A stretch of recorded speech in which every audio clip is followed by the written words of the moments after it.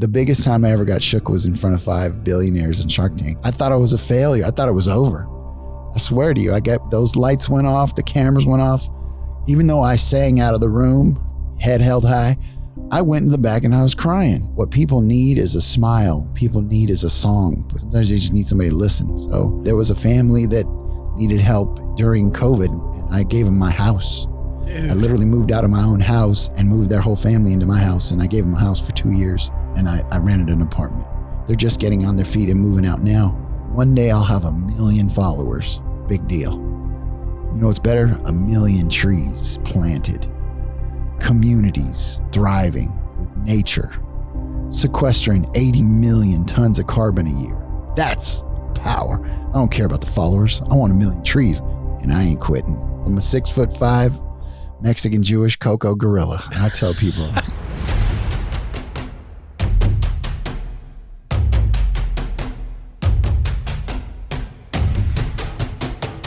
If you're a man that controls his own destiny, a man that is always in the pursuit of being better, you are in the right place.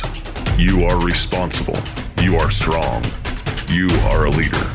You are a force for good. Gentlemen, you are the Alpha, and this is the Alpha Quorum. Welcome back to the Alpha Quorum Show. Brad Singletary here. This one is a treat. You guys, our guest today is an entrepreneur and inventor with multiple patents. He's the founder and CEO of Coco Taps, a Las Vegas company, which is the first to ever be certified as a zero-waste company. He invented a tap device to turn a raw coconut into a drinkable and resealable container. His product is sold on cruise ships and theme parks throughout the world, including Miami, Jamaica, Puerto Rico, and many places, including over 20 Las Vegas resorts like the Aria, the Bellagio, Caesar's Palace, the Wynn, Waldorf Astoria, the Cosmopolitan Las Vegas. He's in over 60 restaurants, over 40 convenience stores, and he was featured on the hit TV shows Shark Tank and The Prophet. He competed in 2 Ironmans in Hawaii. He plays the ukulele and the piano, and he brings unmistakable energy anywhere he goes. Gentlemen, a big alpha welcome to Vincent Zaldivar. Coco, Vinny. Hey, what's going on? Dude, I am just so happy to have you here, man. We've never met before, but I'm friends with Vinny's sister.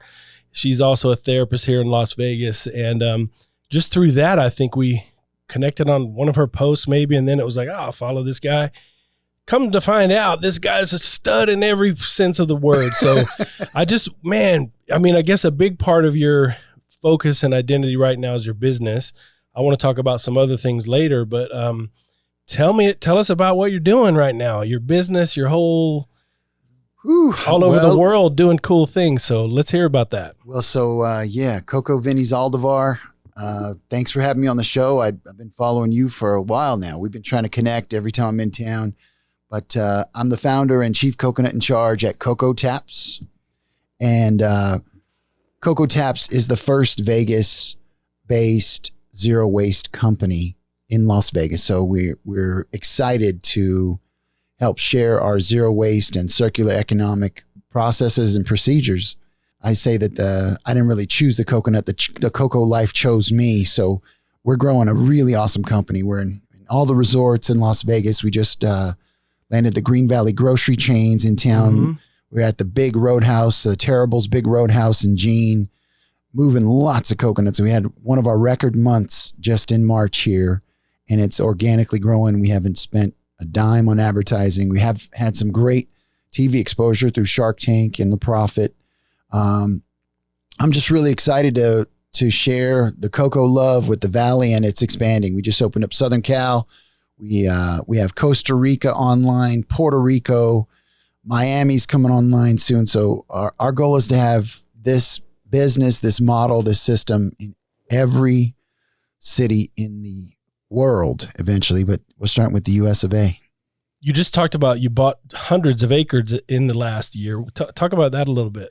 Yeah, so during COVID, our supply issue amplified. So getting the coconuts here at an affordable price just disappeared with shipping costs, and we're boating coconuts all the way from Southeast Asia. So it just became a real problem and a necessity for us to pivot and go accelerate our program. My whole dream is to plant 1 million coconut trees over the next 10 years. And we accelerated that. We just purchased 400 acres, 200 in Costa Rica and 200 in Puerto Rico. And we're doing a huge campaign through a nonprofit called Roots for Change to plant trees and localize produce and help create jobs in the USA, healthy agricultural jobs, build community back through the land and partnering with Mother Nature. So it's coming together. Dude, so I want to share links to all that stuff, the fundraiser that you talked about and the just your whole company. But this started, you were trying to find some decent coconut water and you couldn't find it. You're going to the gym, you're getting this shitty stuff from the convenience store or wherever, you couldn't find anything. You're trying to bust open a coconut. Yeah. And you realize, hold on a second. Yeah, it all started with thinking that I hated coconuts, believe it or not. I every coconut water I had in the package tasted like, excuse my language, horse piss. It was not good. And so when I had a fresh coconut from the Coconut Fresh, it was like, no, it was a life-changing experience. So I had to go all in, change my name, Coco Vinny, and go. Now, part of that, so I want to just free flow a little bit here, but we've been doing this series on this, what we call the Red 9. And it's just, these are 9 kind of attributes of men who are healthy and strong. And this one, I kind of want to focus on distinction. So being a distinct person, having some, like, showing up, getting attention because you bring value. So you do really well in the social media game and stuff like that. You're so good with that stuff, but you got a name, Coco Vinny. It's Coco Love. Everybody's, it's Coco, Coco Soul Saturday, whatever. I mean, Coco motivated. Coco. You'll be on there on a live and you're just kind of talking about your day. Yeah. And Coco Love to you, everybody. And he got jingles. You play a ukulele. I thought you were going to bring that today. So I apologize. I didn't get that on the airplane, but I will. I'll come and do a second part with you and I'll bring it. It's probably good though, because they're doing therapy next door. So anyway, so distinction, man. So you've created this whole brand. You have yourself, your look, you've got a certain way that you dress, a way that you talk. And it seems like there is nothing pretend about any of that stuff. I think you keep a consistent image, consistent language and stuff like that. But that seems like you. It feels natural. That's why I think I've just liked you so much watching this. Is like, this dude is for real, and everything he's talking about is exactly what he's thinking and feeling and doing. It's very congruent, like genuine to who you are. Yeah. I mean, it's like our product. It is 100% real, raw, authentic. There's nothing fake about it, even though people will look at me like I'm some sort of jingle, like some sort of shtick.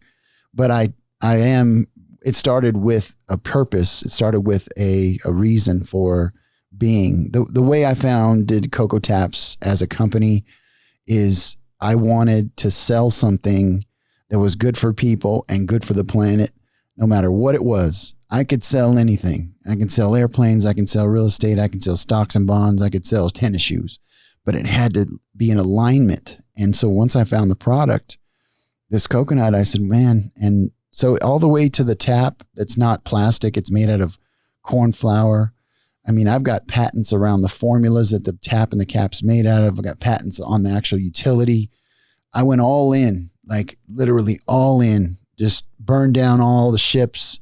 I mean, if you really want something, you got to go all in. And so I said, you know what? This is who I am. I'm Coco Vinny.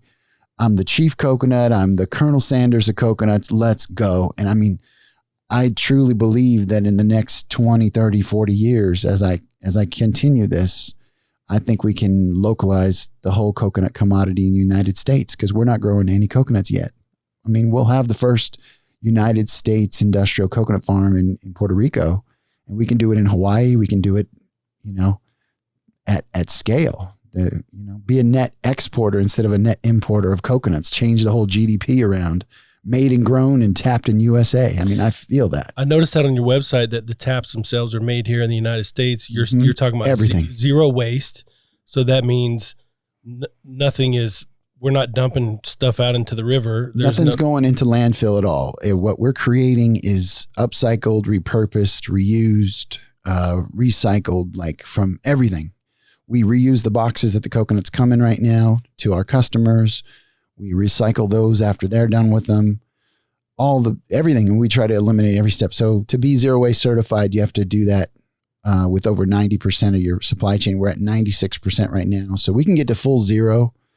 And especially when it comes to planting trees and becoming a carbon positive company, giving more than you take, not just being zero.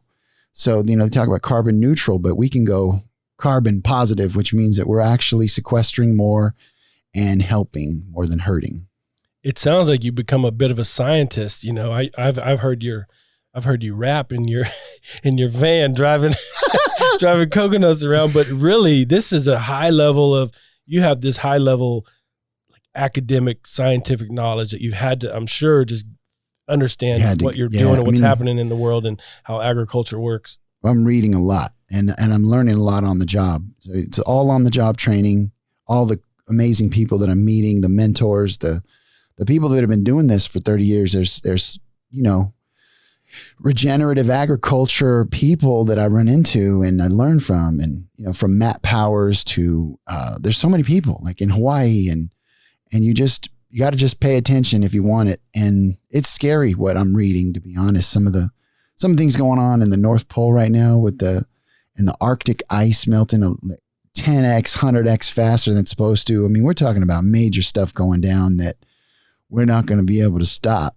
Mother Nature is a beast. So like some of the things are scary. That's why I'm so committed to it. And I want to get people on board to help. We all need to get on the same train and start giving back. And because Mother Nature, she's, like I said, you don't listen to her.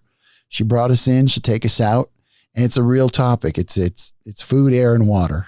And more than money, more than Bitcoin, more than anything, clean air, clean food, and clean water is going to become the real necessity on this planet. Something that I just really respect in people, and I really see this in you, is what I would call kind of polarity. I don't mean like bipolar. You might be that too. I'm just kidding. But polarity. So you're, on one hand, you've kind of got this entrepreneurial capitalist kind of way, and you're building a business. On the other hand, you're like this tree hugging, like you're hippie. Care for the hippie. You're a hippie rapper capitalist. Like it's something funny. I mean, it's great that you can be all of those things. And I think people get locked into their, their identity or their political view or their whatever. And you're saying I can be both, friendly to the earth in the production of my products and also, take advantage of those that want to buy what I'm selling. Oh yeah. I mean, and it's like, if you have a product, people look at me and tell me, you never shut it off, do you? And I've had people tell me that you're always selling. And they tell me that as if it's a bad thing, like it's a label. And I said, yeah. I said, I see my product as a cure to a really harsh disease. And it's my responsibility to make sure that you guys get it. I don't care about anything else, but making sure that everyone gets the cure, and if you believe in your product that much and you're obsessed about helping and about moving the needle, yeah, you're always going to be on, because it's like, it's your duty. I mean, if I'm a doctor, I want to make sure you're okay.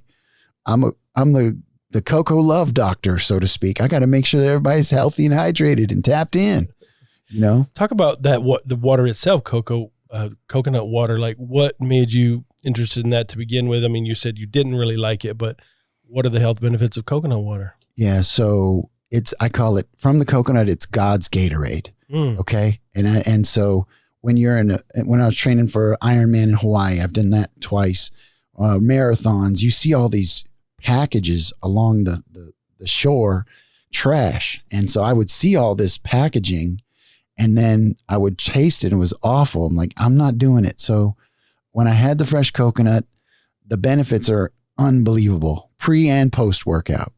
It's got all your electrolytes, magnesium, calcium, potassium, phosphorus, iron. It's the source. It's from the tree of life, and it gives your inside and out. It helps your body. It's what we need. It's how the Polynesians, before the Vikings, sailed around the world with a whole boatload of coconuts, and they used the stars to navigate. Now, if you go back to that history, it's like, wow, coconuts got to Hawaii from the Polynesians. Coconuts got over here in Puerto Rico. They got everywhere from the Polynesians. They were rowing coconuts around the world. Wow. And it kept them alive. So you're doing a lot of travel. You're one thing that you're excellent with, I believe that you do this. It's the only way you can do what you're doing is to be good at relationships. And I think that's what an alpha is. He's got good people skills. He can relate to people, and he's good with things. You've got like life skills, but also people. Talk about, how do you get on with people? How do you relate? You can't sell if you can't connect. Yeah. And that's what I never saw you as some, skanky salesman. I just think you're a highly enthusiastic person who really believes in what you're doing. It doesn't at all seem to me super salesy. It's way cool. I can listen to it all day. Yeah, I have fun with it. So the passion is what keeps me going every day. I've been on this mission for 7-8 years now, from the idea, and it's not me. It's the collective we that's moving me, because I'm really, really focused on helping and growing communities and growing people. And so anyways, yeah, I mean, I'm having fun with it. I don't know what else to do, but to just, I'm blessed. I'm grateful. I'm joyous every day. I mean, I get to get up and sell a product that I believe in. That's the truth about it. It's fun. And so, I'm so excited to share. And, we just got a coconut order this month for Gronk Beach at the Encore Beach Club. And wow, so many fun things, getting people that we meet. And yeah, it takes emotional intelligence, as an entrepreneur, you have to find the demand and fill it. You know what people need is a smile. People need is a song, but people need to feel better some days when, life's tough, man. People are dying or whatever's going on in people's worlds. Sometimes they just need an ear. Sometimes they just need somebody to listen. So I do my best to practice the 2 ears, 1 mouth rule. Mm-hmm. I try not to just over dominate a conversation. I want to ask good questions and listen and hear people what they need. Find out what they need. Even if it's not a coconut, if they're allergic and they hate coconuts, what can I do? How can I help you? It doesn't matter. So how do most people receive you? I mean, you show up and you're in these high level places. You're in a casino executive's office, or you've been on Shark Tank, and you've had to pitch this thing from the Las Vegas sign to television shows and whatever. So talk about what it's like to stand in front of people saying something crazy, mm-hmm. and taking the risk to hear what they have to say back. And how do most people receive you? I guess it's just on a case by case. Not everybody's going to like you, and not everybody likes Coco Vinny. It's okay. I'm not for everybody, but I am for somebody. And so when I'm in meetings and I can tell that the vibe's not there, the Coco flow is not there, it's okay. Some will, some won't, but I'll catch them on the flip side around, because I've been in meetings before where there's we call them Coco cock blockers. Okay. So if we got a Coco cock blocker in the room and he's not letting us get the deal or get through, we'll just get him on the next time around, or we just wait it out till he gets fired or till he quits. And then we go back in there and we get it again. I've had that happen numerous times. I'm still waiting on some people to get fired or some people to quit right now, but they're on the list, and we'll get them back on the second time around or third time around. The thing is to keep showing up, keep believing in yourself and your product and its benefits, and it'll happen. It's a matter of time. It's a waiting game. It's poker. As long as you're still at the table with a chip and a chair, you can always get dealt the nuts and go all in, baby. So people don't like it sometimes. They turn it down. You don't get shook by that. That doesn't do anything to you.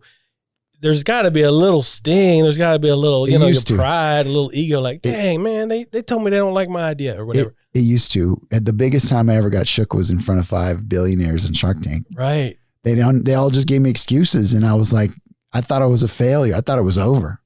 I swear to you, those lights went off, the cameras went off.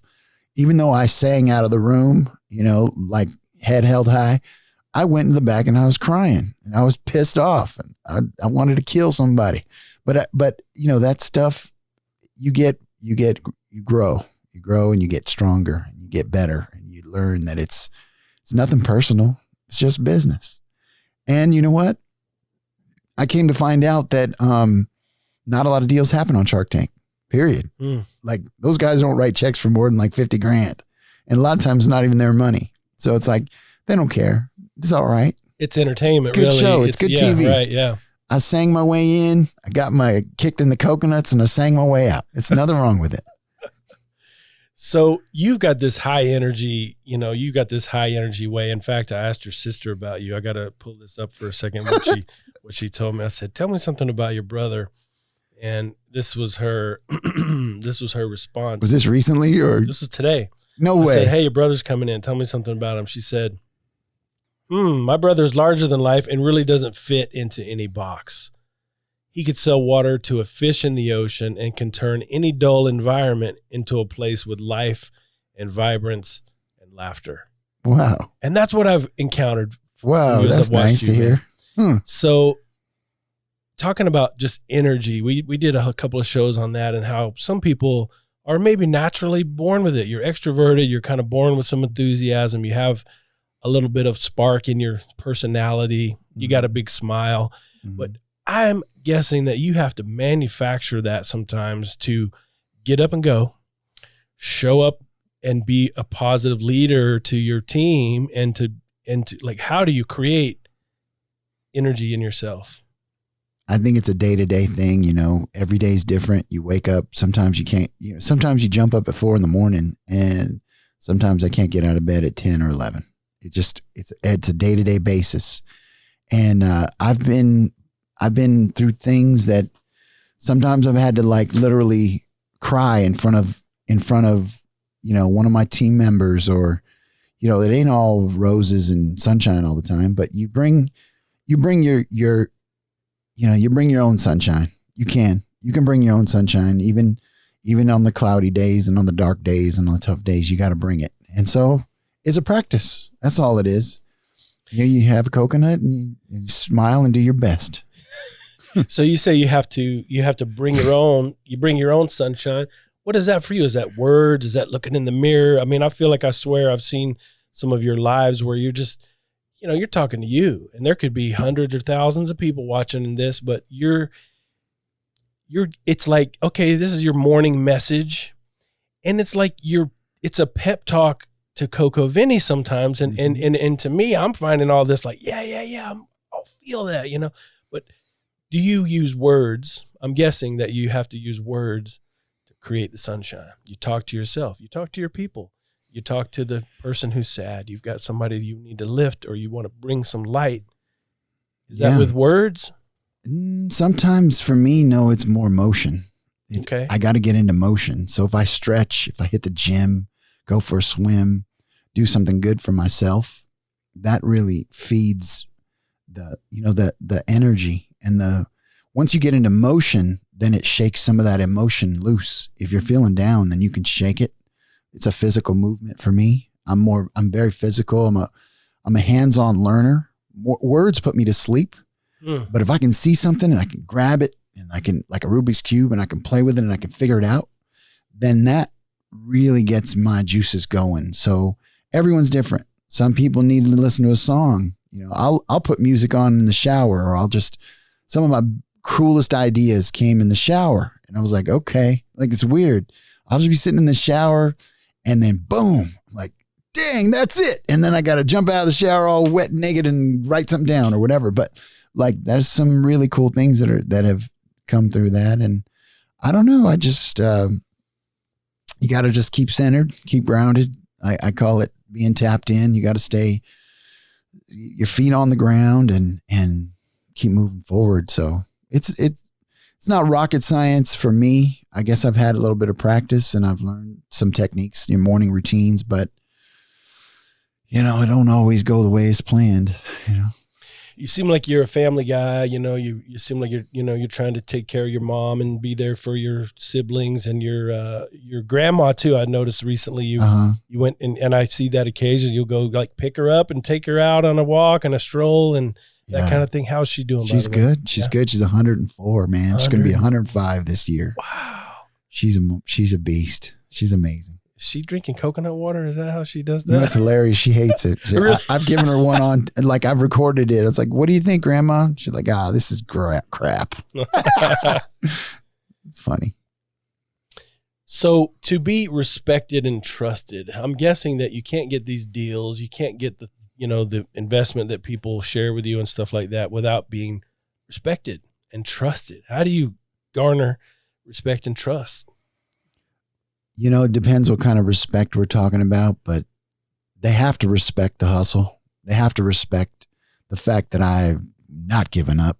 They've seen me get shot down on 2 different TV shows in front of the world, and I ain't quitting. There ain't no quitting me. So they got to respect that.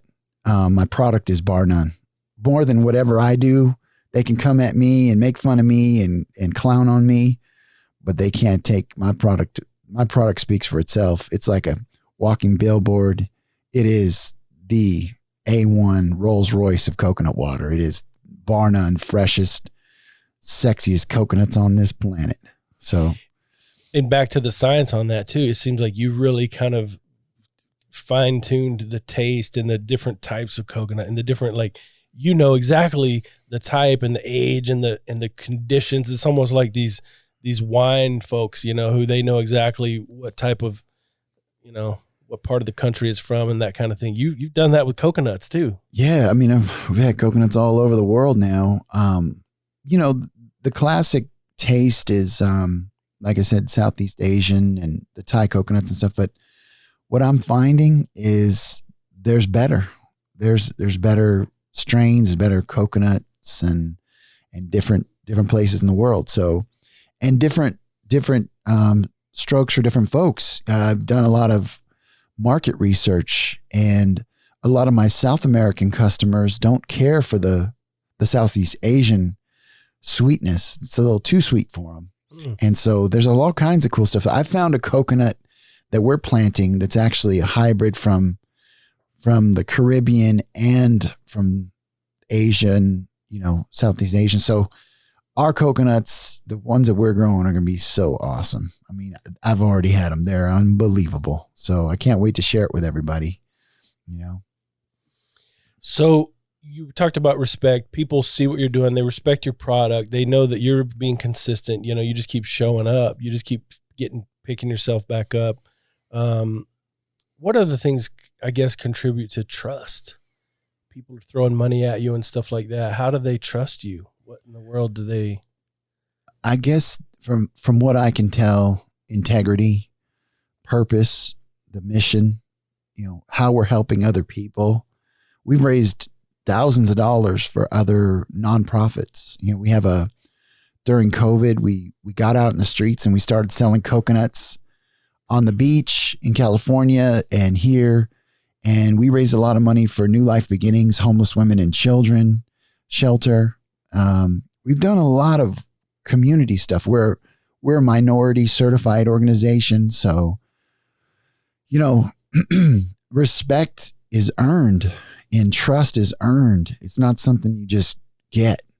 And as we continue to stay true to ourselves, our mission, our product, our passion, that will be earned. We don't demand it. We don't command it. We just earn it.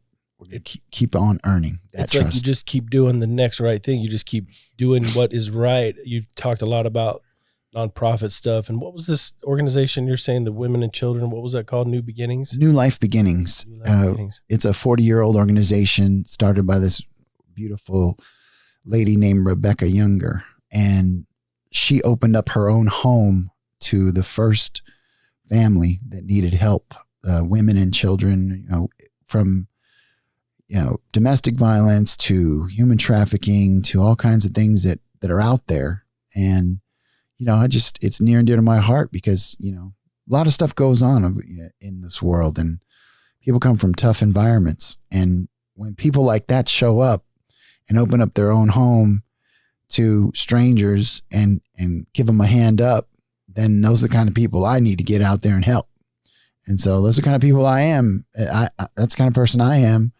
And true story. I mean, there was a family that needed help during COVID and I gave them my house. I literally moved out of my own house and moved their whole family into my house. And I gave them a house for 2 years. They're just getting on their feet and moving out now. But I literally gave my own house up for 2 years. And I rented an apartment. I mean, that stuff, it's real. It happens. So. Wow, that's crazy, man. Yeah. That's the kind of stuff that I guess I didn't know some of that, but those are some of the things that I can tell about you, that I can tell that I like this guy. And, I want to get to know you better. So that's why I'm glad you're here. But talk about, you said certified minority owned business or something. Talk about that.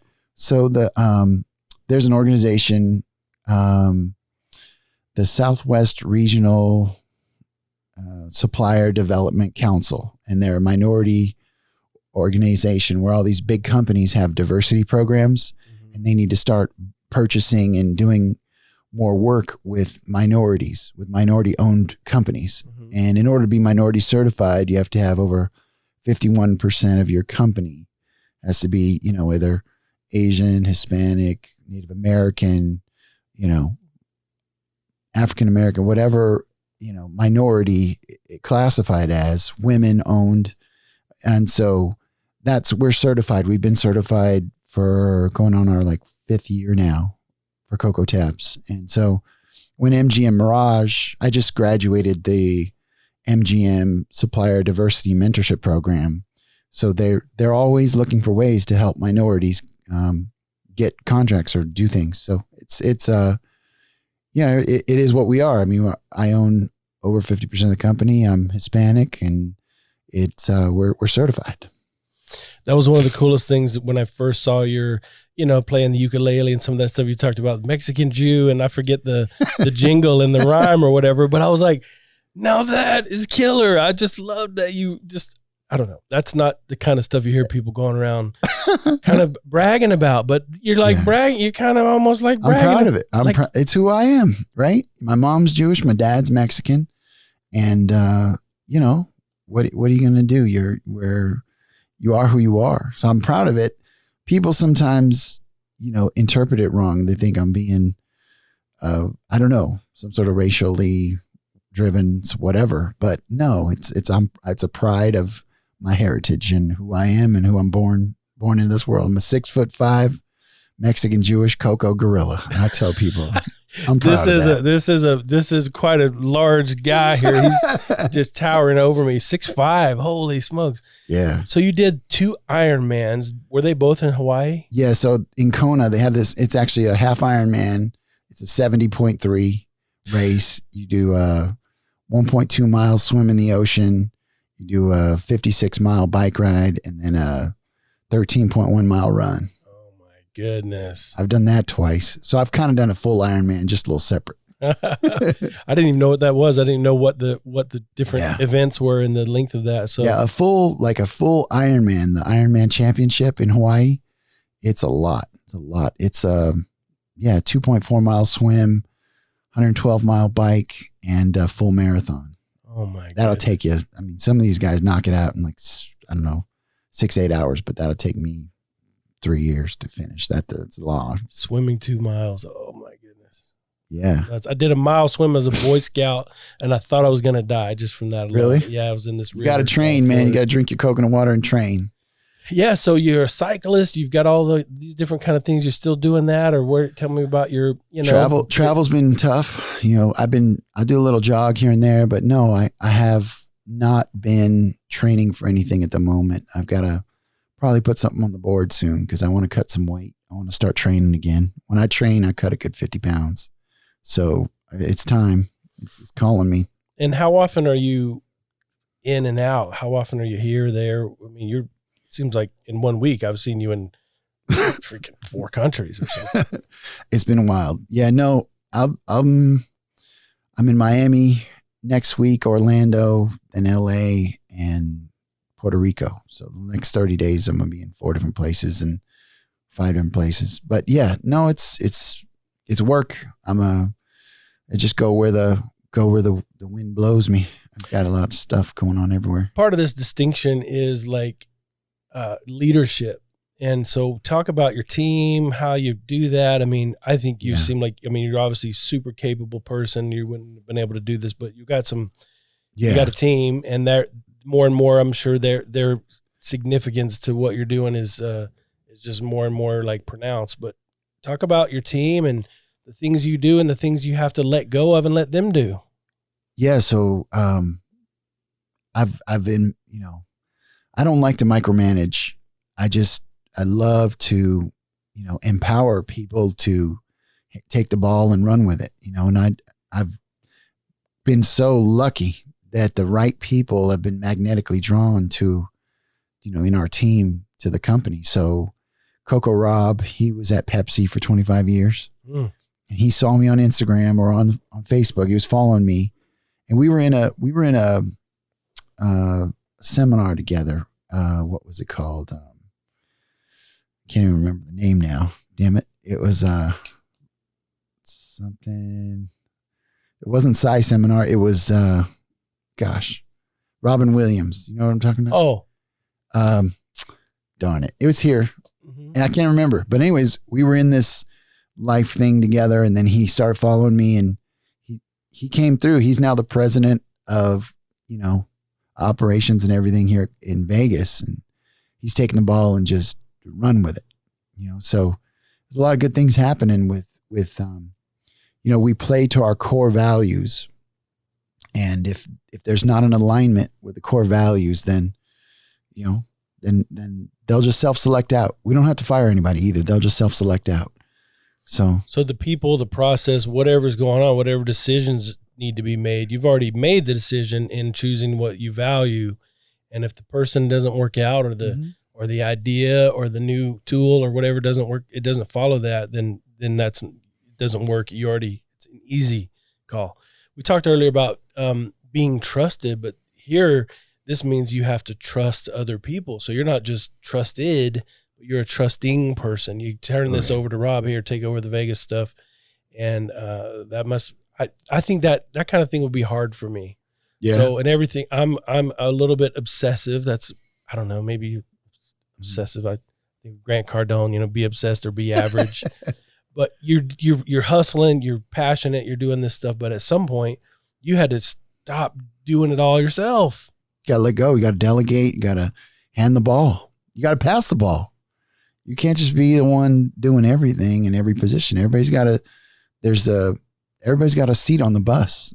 Everybody's rowing in the boat, and you all need to be rowing in the right direction and know where we're headed. I might be a captain, but I can't go anywhere without my team rowing behind me and helping get there. So I work for them. Truthfully, that's an interesting way to say it. They don't work for me. I work for them. If they have an issue, I have an issue, and so I work for them. If they have a problem, I have to solve it. That's my job. That seems to be one of the coolest things about leadership. I heard a talk one time about the difference between leaders and managers, and it talked about in a typical company, like a manager is someone who's beholden to the higher ups, and they're all loyal to the higher ups and to the system. But a leader is loyal to the people beneath, the people that work for them. And it sounds like that's what you're talking about. They're the special people to you. You're taking care of them. Yeah. You work for them. I work for them. I'm working with them, for them, on them, with them. We're all here to make money. We're all here to grow and have fun and do something great. That's it. I mean, it's simple. It doesn't have to be complicated. I'm not about the titles. I'm not about flexing rank. None of that. That's stupid. I just like to have fun. I'll be the goofiest one in the room, probably. It doesn't matter. But I like to get shit done too. I work my guts out. So it's like, got to have fun and get it done. Talk about your marketing a little bit, because that takes, getting some exposure, being visible. You're doing this. You're just constantly sharing what you're doing. You're just kind of walking around like documenting your life. I saw a picture with you and Gary V. You got that stuff figured out. I hope it's helpful. I guess I don't look at your numbers and stuff, but it seems like you know what you're doing. And I just love seeing. My favorite thing is when you're with like a customer at the store level and they just bought one of your, they're trying it for the first time. You're like, and I saw one recently, you're like, hey, I invented this, this is my product or whatever. And they're just like, it was just a happy, it was awesome, cool. Positive. It's organic. Cause he's like, I bought 2 of them this morning. I'm buying more of them. I'm like, man, that just makes me feel good. Like the product is doing its job. It's, build a great product and let them come get it. Right. Build something great. That's it. That's all we're trying to do. And as far as marketing and Facebook and all that, honestly, I don't know what I'm doing. I could be doing it 10x better, all these guys, but I don't really care, to be honest. I know I should probably care a little more, but I just organically raw am documenting what's going on because I hit record. I hit record all the time and I just let it flow. And whatever comes to my mind is what I'm supposed to be saying. It's just flowing through me and, it's going to come. I have no doubt. It's just a matter of time. It's like the same day you plant the seed is not the same day you're going to harvest the fruit. One day I'll have 1 million followers. Big deal. What's better? 1 million trees planted, 400 million coconuts growing, communities thriving with nature, sequestering 80 million tons of carbon a year. That's power. I don't care about the followers. I want 1 million trees. I don't want 1 million followers. I love it. 80 million what? 80 million pounds of carbon can be sequestered from the air into the soil. And when photosynthesis happens, carbon is taken from the air, sequestered into the soil, and it builds nutrients. That's what the fruits and everything grows. Like it's a reverse process. When the tree breathes in the carbon dioxide and the carbon, it exhales oxygen. So when we breathe in oxygen, we exhale carbon. It's the yin yang balance of life. The plants breathe what we're exhaling and we breathe what they're exhaling. It's the life force that we got to connect back to. And it feeds us. And it's like our whole nature connection to earth, into soil, into grounding is all connected. So like if you walk barefoot on some grass and if you put your feet in the ocean on the sand, you're grounding, you're connecting to you're recharging your batteries. And that's what we need to start doing more of. When you hold a coconut, it releases negative ions, the same stuff that comes out of the lawn, your grass, if you walk barefoot on grass. And if you're at the ocean, the negative ionic flow, when the air, the sea, and the land collide, it creates this magical negative ionic flow that actually resets our system. Our bodies are electromagnetic beings that operate for 80 years with no batteries. We need to plug back into that connection to earth. That's what makes us thrive. So if you're depressed, try walking barefoot on some grass, get connected, get grounded, do a little exercise outside, get some sunshine. That's really, you got to connect back to Mother Nature. We're so disconnected. Dude, that's mind-blowing stuff. Just what you're saying, number one, the content of what you just shared, but the process of that. You are a master teacher. That's what I found about the strongest men, the most capable dudes.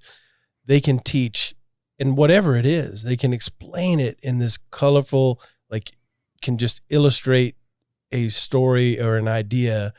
And when your sister said you could sell water to a fish, I'm thinking it's because you can teach. Like that was profoundly inspirational right there.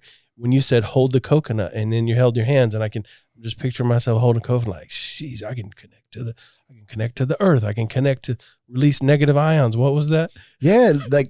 I mean, negative ions is what's good for us, that it recharges us. And so That's what comes off of out of the ground and the grass and then the ocean and the coconut. It's connecting you back to source. Wow. Tapping in, baby. When I talk about, are you tapped in? It's, are you tapped in? Are you connected? Are you feeling it? Are you in line with it? We're all on this giant rock floating around the sun. You know, we got to realize how, you know, how simple it is. Like how we got to just connect to it. So I read a book a few times, but we did a little series on it probably a year ago called King, Warrior, Magician, Lover. When I think about, sometimes people ask me about with the name of, you know, Alpha Quorum and all that, they ask me, what do you think an alpha is? And to me, it's that. So here's what that book is about. It's about archetypes. And it says, in order to be a strong, healthy man, you've got to be all four of these. King. So that's like the leadership in you. That's the benevolent king. You're the giving, like serving king. You're a leader. You're a warrior. You know, you fight for like what's right. You speak out against what you should speak out against and whatever. Magician, you have specialized knowledge. You know, think of the old, you know, the magician who would work up some potion, or he could read the stars or whatever. Magician. And then lover. You're connected to the sensual. You're connected to the earth. You're connected to art and beauty and music and whatever else lover means. Right. But dude, that's you right now. That I just think that is the most respectable people. It's just a little motto. I like that book. If you ever want a good, what's it called? King, Warrior, Magician, Lover. It's about masculinity. It's about the life of men and how we can, you know, live in those like archetypes. King, warrior, magician, lover. So good. But that's what you are. You're teaching me. And I'm like, this dude's a magician. He's talking about negative ions and how I can connect and how like walking on the beach. And I'm just, you're doing that. You have a magical way about you. And I'm not trying to be a fanboy. Thanks, man. You know, I do have a little man crush, but anyway, you got some cool attributes. Some of this, I think I believe people are born with talents and stuff like that, but like you've honed something. Like what were you doing before all this? What was your last like job? Well, my last company was called Zen Entertainment, and I was the CEO of this gaming network. People were playing internet poker online, winning cash and prizes. So I woke up one day and that wasn't in alignment with who I was or what I wanted to do anymore. It just didn't align. And I said, I'm not doing it anymore. And it wasn't just the job, but it was the woman I was with. There was everything that I was chasing. I was just chasing the money and the superficial or whatever, just trying to get the money. And I was done doing that. And so I just put the brakes on, sold everything, broke up with a girlfriend, hired a CEO, left. And when I went walkabout, I had my keyboard and my bike, and I went down to California to live in a little 300 square foot casita on the back of my mom's property to get connected with my family again, and my mom and my grandma, and just to say, you know what, I'm going to figure it out. I don't care, but it ain't this. You know, I was making great money. I had everything I should have had, but I was tired of shoulding all over myself and listening to what I thought I should have and chase all these things that just bullshit. And so I left and I went and figured it out. I found a coconut, and that's how it all started. There must have been, I'm guessing that wasn't all smooth, and that sounds like this courageous, oh wow, he went after his dreams, but I'm sure it was not like a dream. It was hard. You're living in a 300 square foot place, and you know, major adjustment. Probably had to really scale back and, you know, watch the money and, you know, scrimp and save. And I'm guessing there were difficulty to that. Yeah. Well, you know what it was most difficult was I had this whole identity of who I thought I was and who I thought I needed to be. And it took me 2 years to shed all of that, to get rid of all those things that I thought I should be or that I thought I was, and to find my real true purpose and my real reason for being. That was the hardest. I think that was my quarter life crisis, you know, and that was really what it was about. It was about figuring out, why the hell am I here? Why am I here? I started asking myself that. What am I doing here? And why am I investing all this time, energy, and money into this? Why is it? And it didn't make sense. So as soon as I answered that question, I was like, all right, I'm done. And then it just started to kind of go from there. And I said, it doesn't matter what I'm going to be. I'm going to do it in alignment with myself and health. You know, I started doing the Ironman. I lost like 70 pounds, doing all that training. And then it all just flowed. I knew I did know three things. Whatever I did before I met the coconut, it had to be good for people, good for planet, and fun. If it didn't have those three, those were my non-negotiables. If it didn't have those three, I don't care what it was, what I was doing. I just said no matter how much money, no matter whatever. If it wasn't good for people, it wasn't good for planet. And if it wasn't fun, it was out. What's that connection to the planet? Like, because that's something I really admire. I'm just a redneck, and I don't even know some of the words you were talking about earlier about, with the zero waste and some of the things you're doing. But what connected you to that? When in your life did that become important to you to like be taking care of the planet and stuff like that? What's really weird is that I've always been good at figuring out problems, seeing problems. And I can always remember ever since I was a kid, I would always see trash. I would always I would walk around with my grandma would take me on these long, like 2, 3, 4, 5 mile walks. She never drove. We walked everywhere. She would take me to the thrift store. We'd go to different places, the mall, whatever. But I would see trash and I would notice all this trash everywhere. Whether I was walking through a desert and seeing all this stuff in the ground, I would always notice it. And it never made sense to me. So I always wanted to figure out what to do with all that trash. Honestly, since from a young age, I remember trying to think about that. And then, I just, it's been something that's been inside of me. It's my human, and I think it might come from my Native American background. I have like 26% or more. I think it's Yaqui Indian, but the Native American cultures are all about Mother Earth and living in harmony with the earth and off of the land.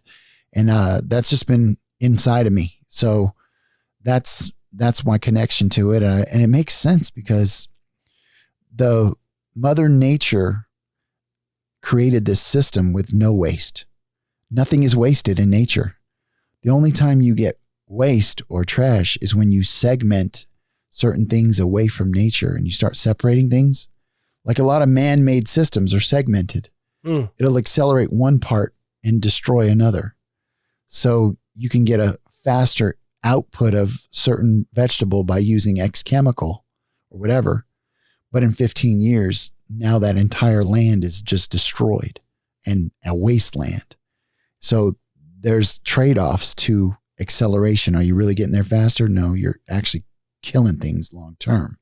So there's certain ways that when we get connected back to a circular way, then it flows again within nature. So I'm learning this. I'm just learning about how can I be better? How can I do better and learn better? I'm sure that sacrifices some profits, like it just seems like the typical manufacturer, they don't care about that as much, and they do what the law requires and what they can get away with. And if they can't get away with it here, we'll take it somewhere else. But like that must be more expensive, or else other people would be more mindful, so to do it in the earth friendly way is probably more expensive, but that's not as important to you as good for the earth, good for people, and fun. Well, actually, no, it's not. That's a fallacy. Okay. So, I don't have a trash bill. I don't pay the trash bill because we don't have any trash. So that's savings. That's not losing. So there's certain things that actually make more. All the shipping costs that went up. My manufacturers are local. I just drive down and it saves me $18,000 a container load on shipping. So being local and being conscious of doing things with less carbon output is actually saving money. Wow. So when you don't waste anything, you save money. Because if you're throwing something out, that's throwing money out, period. So it's a total reverse dichotomy thing going on with corporate America that says, oh, we can outsource. We can do this. We can go long, we can go overseas. Yeah, doesn't make sense. On the short game, maybe for your quarter, if you want to make your quarterly number on the stock market and blow it out in a quarter, that's fine. But see you in 5 years, you might be out of business because there's a lot of waste going on, and it's happening. You're seeing it right before our eyes. We got to localize everything, manufacturing. We got to bring everything back because all this other stuff a lot of it was subsidized by governments pumping money and artificially deflating costs. The manufacturing costs overseas, you're saying? Yeah. So like China and all these other large manufacturing deals were government subsidized for these fake prices. And now we're going to pay the piper. It's coming. Reverse inflation's coming. All these things, like hyperinflation. I'm sorry, not reverse. I'd love to reverse inflation right now, but no, hyperinflation, things that have been kicking down the road, and we can't do that anymore. We got to get it. We got to do it right here. Wow. I love how you have a big picture view of everything from the good that this does to people, that no trash bill. That's just cool. That's just cool. You're recycling your stuff and whatever you're eliminating waste, eliminating materials. So you had to get certified. You have a thing about certified zero waste. The only or the first in Nevada? First in Vegas. We're the first, and I don't even know if there's another company right now certified zero waste. We were the first in town. And so it took extra audits. It cost me probably 10 grand in audits, and you had to fly the third parties in, and we have to go through our whole supply chain and have to set our zero waste goals and all that stuff. It just takes work, but long game. I'm not here for, a short time. I want to be here for a long time and a good time, So there's certain foundations that we're laying here right now and things that we're putting into place that in 20, 30, 40, 50 years, when I'm gone, these processes and things that we're laying down are going to be solid, and they're going to help. So they're not going to hurt. So I'm think the founder of Patagonia has like an 80-year plan. I'm modeling some of the stuff after that. I love and respect some of these companies that are that committed. I want to be that. Do you have, obviously, you have probably accountants and different people that consult with you, and they're paid, but in terms of a personal tribe, people that you can go to, not necessarily, maybe business things, but like you've got a personal thing going on, or you got some conflict somewhere, or you need to get, you need somebody to smack you upside the head to get you back to reality. Do you use people? Do you have a little tribe core of people that you talk with or consult with? Any mastermind type situations? I got a couple of solid people around, mentors and whatnot. Lately I haven't been really. I have a couple of different mentors that I talk to about things, but not necessarily. I'll call. Nothing formalized. I'll call home. You got a buddy you can pick up the phone and say, "Hey, I got something going on," and they'll talk with you about it or whatever. Yeah, probably. Yeah, not really. I can think of offhand. I have a couple good friends in town, but mostly business partners that we also have good personal relationships too that I probably share with. Mm-hmm.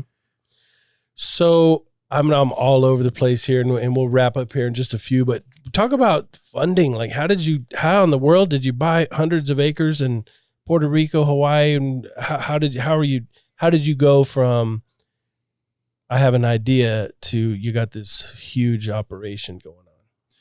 Well, they're partnerships. You have to recruit and work with people. And so I had certain people that wanted to be a part of it in Costa Rica. I have certain people that are coming to it in Puerto Rico. So they're just different. They're different partnerships that we were able to put together. And it's all about relationship building and getting great partners, finding the right people. Mm-hmm. And so that's really how it's done.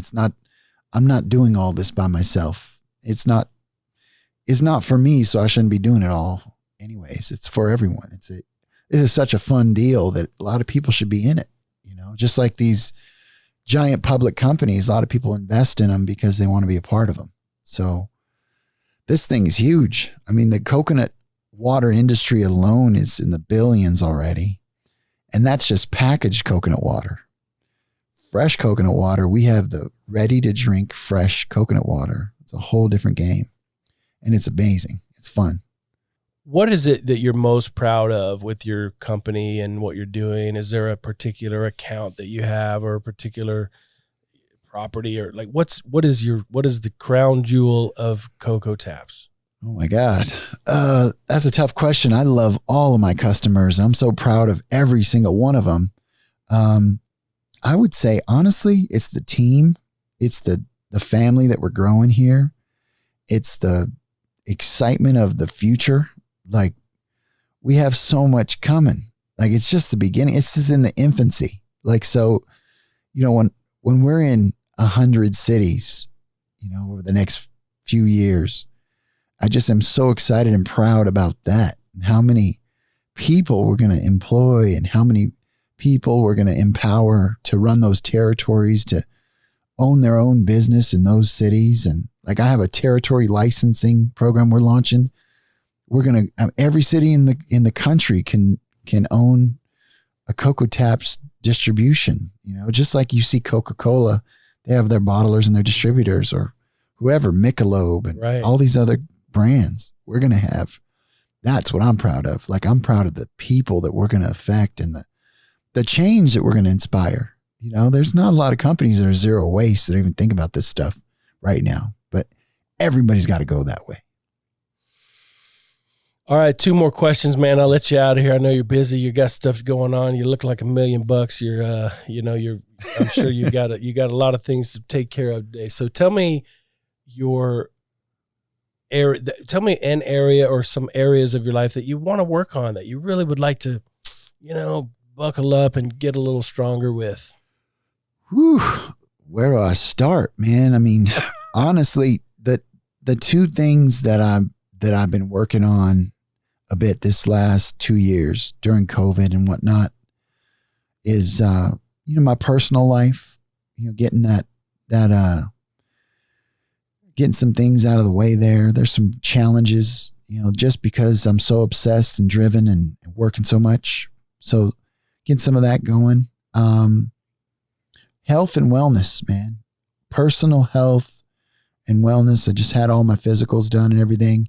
I'm heavier than I should be, and so that's a work in progress. I just started a new program there to get back on track.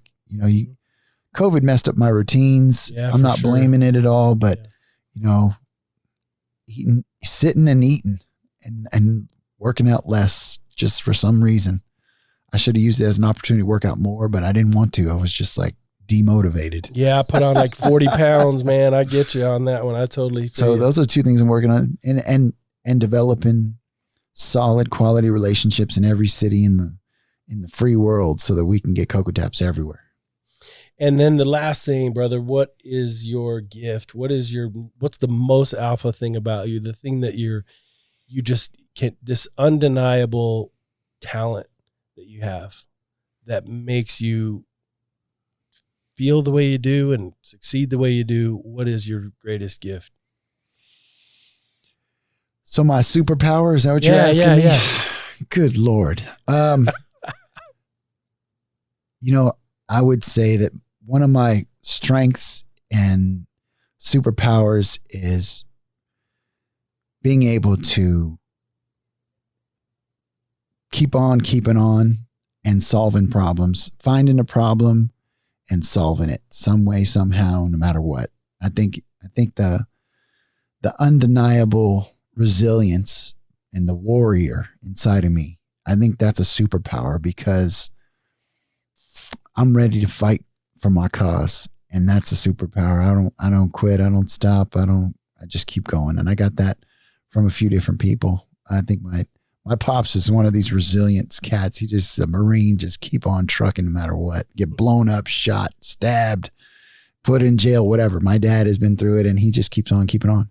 So that's a perseverance, no quit. So if people are interested in what you're doing, man, how do they get connected? I'll put some links, but just tell us where you would like them to go. Do you want them to go to your website, social media? Do you want them to look at some of these fundraising things, nonprofit stuff? If they want a coconut, they can reach out to @CocoTapsForYou. If they want to sponsor a tree, they can go to roots4change.org. For as little as 11 cents, you can water a tree in a day. You could plant a tree for 25 years and make sure it's watered. That's $1,000 for 9,100 days. The tree will be cared for if you want to sponsor it. And there's so many cool things they can be a part of, or just reach out to @CocoVinny, CocoVinny on any of the platforms, whether it be Twitter, Facebook, Instagram, LinkedIn. I'm easy to catch and get a hold of. And I'll return your call no matter what, even if you're a bill collector. Dude, I appreciate you so much. I can just tell you're always running. You got things going on. You've got family. You have responsibilities. You're taking care of people all around you, your employees. You talked about having this family moving to your home. You're just a servant. You're a person who's taking care of business, taking care of people.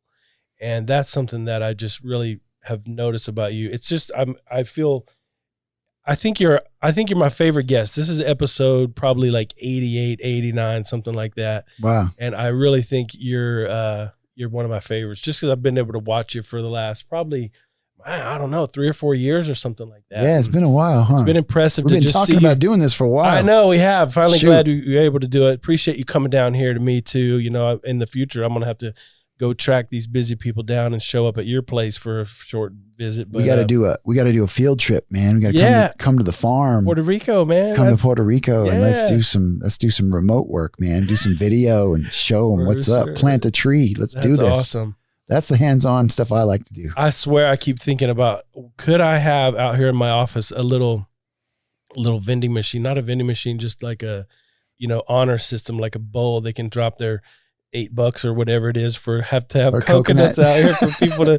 I might have to find a way to do something like that. But dude, I really appreciate you being here, man. Yeah, brother. You're just a badass in every sense of the word, and I really mean that. And I'm glad to have spent an hour or so here with you today, and hope that we can talk again in the future. Hey, man, I'll see you soon. I appreciate it. Thank you. Thanks for having me.